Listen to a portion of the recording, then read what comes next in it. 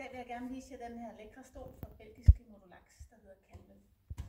Det her det er en størrelse large. Den kommer i flere størrelser. Det er en sort rejestol med løft. Den har batteri integreret, så den oplades via det her lille stik på bagsiden.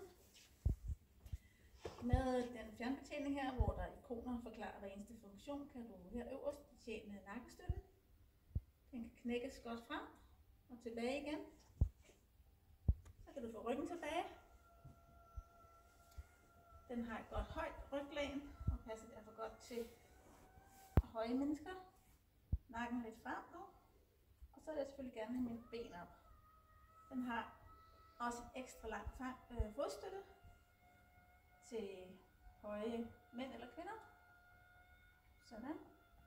God lang. Og kan komme, ja, det var det. Nu kan jeg komme ned og lægge til tv-stilling. Den har selvfølgelig også løft. Og her nederst på fjernbetjeningen har den faktisk 2 memory-funktioner, som du kan kode ind til din favoritstilling. Og så har du lidt på huset her, en hjælpknap, som gør, at jeg altid kommer tilbage til startposition. Og det er så det, den er i gang med nu. Jeg holder knappen inde, tager den først ryggen ind, så tager den fodstøtten ned. Og jeg fortsætter med at holde knappen nede.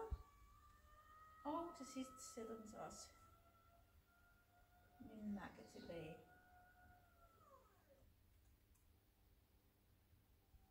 Sådan der.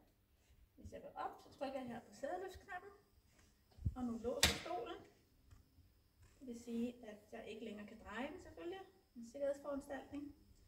Læg mærke til, at benstykken også kommer lidt ud, så mine fødder ligesom bliver placeret i den rette position for at komme op og stå.